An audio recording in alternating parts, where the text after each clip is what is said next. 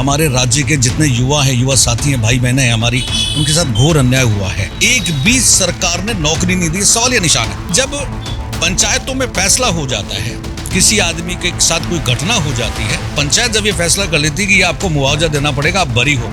जब आपने 50 लाख रुपए ले लिए, आपने सरकारी नौकरी ले ली, तो वो जो अभियुक्त हैं, जो भी लोग हैं, उनको रिहा करो। कुछ दिनों से स्वामी बाल मुकुंदाचार्य ने एक मुहिम छेड़ रखी है, क्या कहेंगे उस पर? बाल मुकुंदाचार्य जी 4.5 साल कहाँ थे?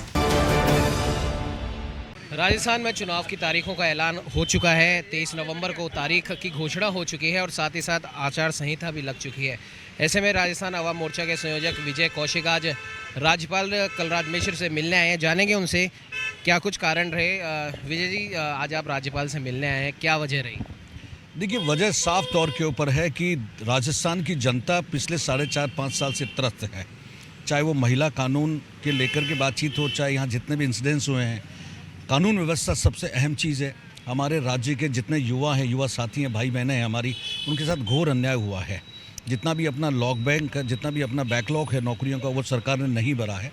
और एक सवालिया निशान ये कि जितनी भी नौकरियां हुई है, जितने भी नौकरियों के पेपर हुए हैं, वो सारे के सारे करीब करीब लीक प्रकरण हो चुके। एक भी सरकार ने नौकरी नहीं दी, सवालिया निशान है।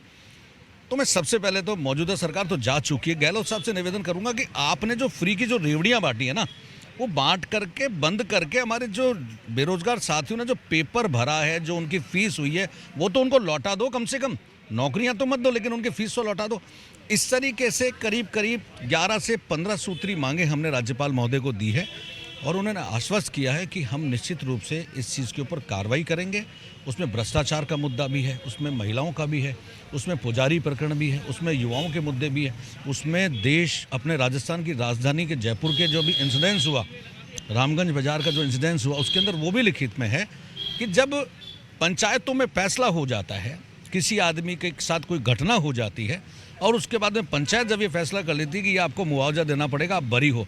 जब आपने 50 लाख रुपए ले लिए, आपने सरकारी नौकरी ले ली, आपने बूट आवंटन कर दिया, तो वो जो अभियुक्त हैं, जो भी लोग हैं, उनको रिहा करो। फिर उनको क्यों जेलों में डाल रखा है? इस तरीके के 15-16 प्रकरण थे जो हमने राज्यपाल महोदय को लिख करके दिया और उन्होंने बिल्कुल माना है कि ये वाकई गलत हो रहा है। मैं इसके ऊपर कार्रवाई करूँगा। सनातन धर्म की आप बात करते हैं और अभी पिछले कुछ दिनों से स्वामी बाल मुकुंदाचार्य ने एक मुहिम छेड़ रखी है। जितने भी परकोटे में जो जितने भी हमारे देवालय हैं जो आज जीर्ण शीर्ण अवस्था में है या किसी वजह से उनको तोड़ा गया, उसके आसपास जो हिंदू रहते थे उनको वहाँ से हटाया गया, उसको लेकर उन्होंने मुहिम छेड़ रखी है, क्या कहेंगे उस पर? मैं सबसे पहले तो आपके चैनल के माध्यम से कहूँगा कि बाल मुकुंदाचार्य जी 4.5 साल कहाँ थे? इसके पहले ये मुहिम क्यों नहीं चालू करी? चुनाव के पहले ही ये मुहिम क्यों चालू करी है? ये सब राजनीतिक परिप्रेक्ष्य है, ये सब राजनीतिक बातें हैं। उनको संघर्ष करना था तो 4 साल से, 4.5 से 5 साल से हो चुके हैं, उनको संघर्ष करना चाहिए था। जिस तरीके से झंडा प्रकरण हुआ था, उस समय हम लोग रोड पे आए और जिस तरीके से हमने विरोध किया, प्रेस कॉन्फ्रेंस किया, जैसे ही राज्य सरकार यहाँ बनी थी, उस समय यहाँ जीवाणु कुटाणु कांड हुआ था शासी नगर में, कावड़ियों के साथ हमले हुए थे। ऐसे सैकड़ों इंसिडेंट्स उस समय 10-12 इंसिडेंट्स हुए थे। उस समय हम लोग आंदोलन कर रहे थे। उस समय बाल मुकुंदाचार्य जी कहाँ थे? वो संत है, मैं सम्मान करता हूँ उनका, लेकिन संत का काम ये होता है कि हर समय हर जगह सनातन के ऊपर कोई भी प्रहार हो, चाहे वो कोई भी पार्टी हो, चाहे वो छोटा आदमी हो, चाहे वो बड़ा आदमी है, संत का एक काम बनता है कि उनके साथ कंधे से कंधा मिला करके खड़ा हुआ जाए। बीजेपी ने कल अपनी 41 लोगों की लिस्ट जारी करी और करीब 7 सांसदों को उन्होंने उतारा है। मध्य प्रदेश की तर्ज पर अब राजस्थान में भी सांसदों को विधानसभा का चुनाव लड़ाया जा रहा है, क्या कहेंगे? देखिए, बीजेपी की हालत बहुत कस्ता है। आप इससे अंदाज़ा लगा लो कि जो सांसद महोदय हैं उनको एमएलए का चुनाव लड़ाया जा रहा है। इसलिए बीजेपी को पता है कि हम लोग राजस्थान में, हमारी स्थिति अच्छी नहीं है, इसलिए उन्होंने सांसद महोदय को, 4-5 सांसद महोदय को यहाँ उतारा है। और कल जो 41 जो सीटों का बंटवारा हुआ है भारतीय जनता पार्टी द्वारा, आप ये देखिए 7 सीटों में तो प्रबल विरोध है। राजस्थान में प्रबल विरोध है, तो इससे आप अंदाज़ा लगा लीजिए कि राजस्थान के अंदर भारतीय जनता पार्टी कहाँ स्टंट कर रही है, विपक्ष कहाँ स्टंट कर रहा है, हम लोग कहाँ स्टंट कर रहे हैं। हम लोगों ने पिछले 1.5 से 2 साल में ज़मीनी स्तर के ऊपर काम किया। हम लोग गांव-गांव, ढाणी-ढाणी में गए, हमने 100-200 सीटों को सर्वे कराया है। हमारे पास 162 सीटों का सर्वे है, उसके अंदर भारतीय जनता पार्टी कहीं पर भी नज़र नहीं आ रही है। क्योंकि 4.5 साल, 5 साल आप जनता के बीच में नहीं रहते हो, चुनावी मोड में आप साल भर में आते हो, तो जनता सब समझती है कि आपने क्या काम किया है। 18 छोटे छोटे दलों को आप साथ लेकर चल रहे हैं। अपने राजस्थान आवाम मोर्चा के बैनर तले वो तमाम 18 दल इस चुनाव में उतर रहे हैं और इस बार के चुनाव रोचक भी इसलिए हैं क्योंकि तीसरा मोर्चा बहुत हम कह सकते हैं अपनी ताल ठोक रहा है। भले ही फिर वो आम आदमी पार्टी हो या हनुमान बेनीवाल की आरएलपी हो या फिर आप हो, जो आप 18 दल एक साथ लेकर चल रहे हैं। क्या लगता है आपको आने वाले चुनाव में क्या कुछ परिवर्तन ला पाएंगे? निश्चित रूप से मैं आपको दावे के साथ कहता हूं कि हमारे 200 विधानसभा सीटों में चुनाव लड़ने का प्रोग्राम है और हम सिर्फ और सिर्फ 25 सीटों पे फोकस करेंगे, सिर्फ 25 सीटों पे फोकस करेंगे और उन 25 सीटों में से हमारा दावा है कि हम लोग 18 से 15 सीटें निश्चित रूप से जीतेंगे, निश्चित रूप से जीतेंगे। और आने वाली जो सरकार होगी उसके अंदर हमारी अहम भूमिका रहेगी। मैं आपको दावे के साथ कहता हूं, हमारे जितने भी 18 दल जो संगठक महादल है उसके अंदर चौहान साहब की अहम भूमिका रहेगी, हमारे आदिवासी समाज से इनकी अहम भूमिका रहेगी, कई सारी पार्टियों के लोग हमारे साथ जुड़े हुए हैं। तो मैं अकेला नहीं हूँ, मेरे साथ बहुत सारे लोग हैं, मेरे साथ बहुत सारे लोग हैं। जिस तरीके से इन्होंने मुझे कहा, जिस तरीके से उन्होंने मुझे कहा, इस तरीके से हम लोग काम कर रहे हैं। मैं निरंतर रूप से, मैं सुबह 3:30 बजे सोता हूँ और सुबह 7:30 बजे इन लोगों के बीच में चला जाता हूँ। मैं मेहनत कर रहा हूँ मेरे तरीके से। बाकी परिणाम जो भी कुछ आएगा सब ठाकुर जी महाराज की कृपा रहेगी, सब भगवान आशीर्वाद देगा। मतलब गठबंधन का रास्ता आप खोल के चल रहे हैं? किसके साथ गठबंधन?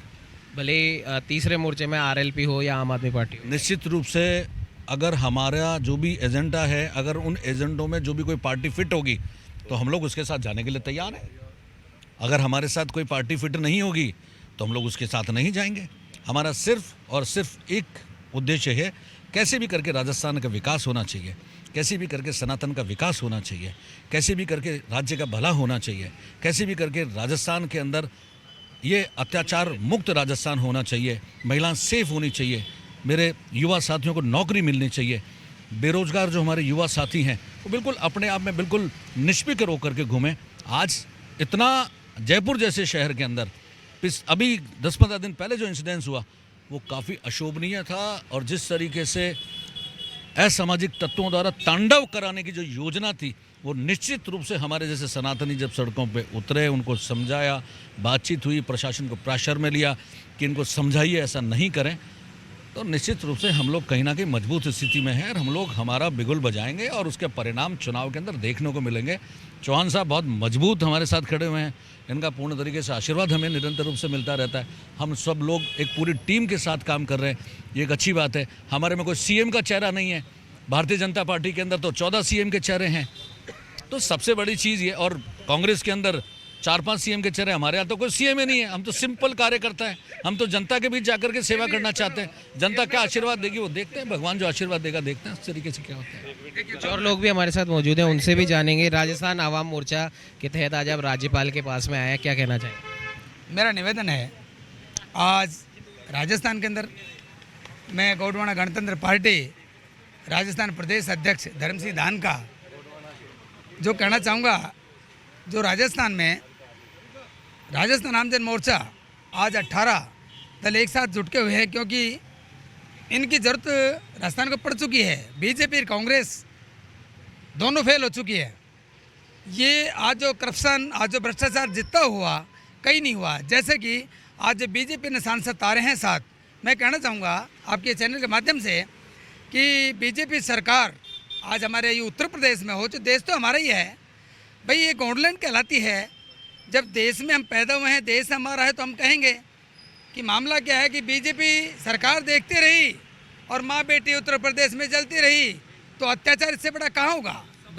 आप उत्तर प्रदेश में क्यों नहीं लड़ रहे, आप राजस्थान में क्यों लड़ रहे? राजस्थान हमारा प्रदेश है, राजस्थान में भी अत्याचार हैं। अभी इंसिडेंट ये जयपुर में हुआ जो गलत था। जातिवाद नहीं होना चाहिए। जो नेता जातिवाद से चुनाव लड़ता है, जातिवाद करता है, वो नेता नहीं कहलाता। हमारा मतलब है हमारे सभी सर्वजातीय हमारा दल है, सर्वजातीय हमारा संगठन है, जिसमें हमारे 18 पार्टियां राजस्थान आम जन मोर्चे को समर्थन दे करके खड़ा किया। धर्म सिंह दानका, राजस्थान प्रदेश अध्यक्ष, गोंडवाना गणतंत्र पार्टी। Thank you.